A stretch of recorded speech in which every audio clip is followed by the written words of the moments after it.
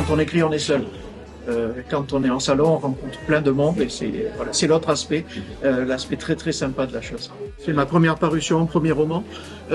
J'ai toujours plus ou moins écrit, mais c'était pour moi. Et cette histoire-là, ça faisait longtemps que je la portais dans ma tête.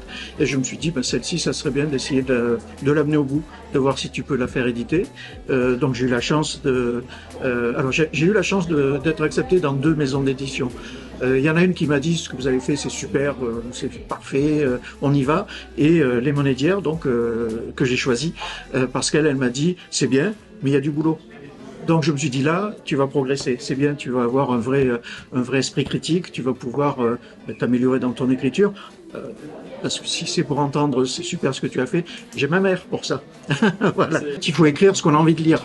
Parce que le livre, on va le lire 6, 10, 20 fois.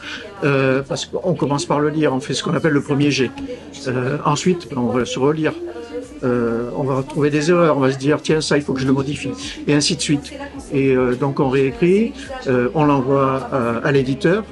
L'éditeur, lui, il va nous dire il faut modifier ça. Enfin, il nous fait pas modifier l'histoire, mais il va nous dire tiens, tu as peut-être une petite incohérence ici ou des choses comme ça.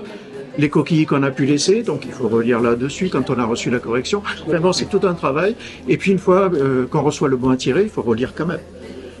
Donc on relit et ensuite on l'envoie. Puis quand on reçoit l'objet, on le relit. Donc il faut vraiment écrire ce qu'on a envie de lire. Donc si je vous demande ce qu'il y a décrit à la page 26, vous êtes capable de me dire presque de tête? J'ai pas cette mémoire-là, mais je sais de quoi ça parle. Je peux en parler, voilà.